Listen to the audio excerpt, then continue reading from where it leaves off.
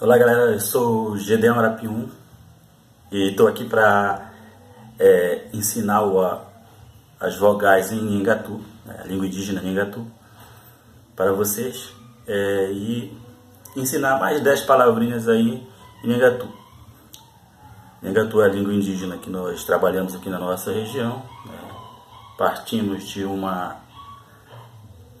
escrita do Casanova e a gente faz esse trabalho de revitalização. E aí hoje eu vou ensinar para vocês as vogais do Nhengatu e mais 10 palavrinhas para você aprender nesse tutorial. Então queria colocar para vocês as vogais em Nhengatu. Elas não têm a letra O, né?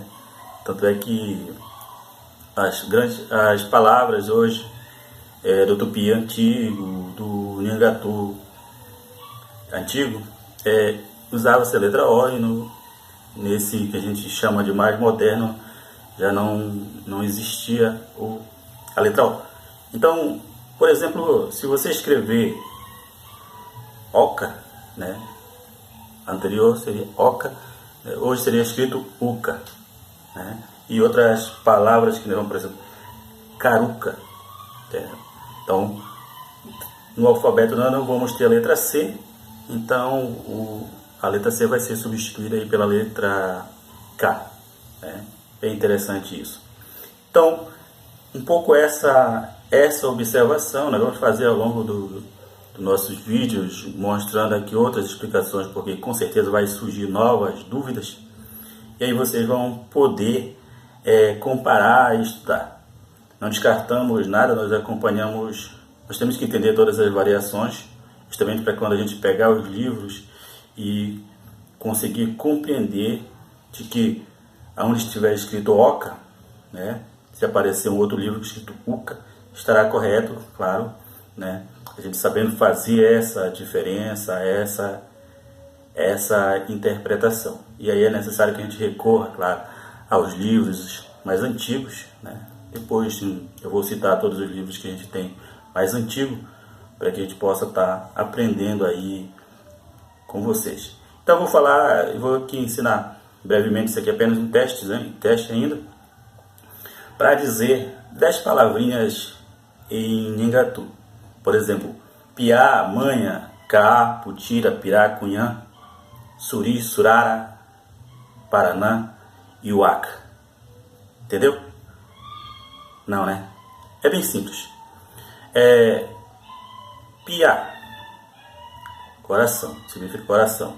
Manha, significa mãe. Cá, significa floresta, natureza, né? Putira, flor. Pirá, peixe. Bem conhecido, pirá, peixe. Cunhã, moça.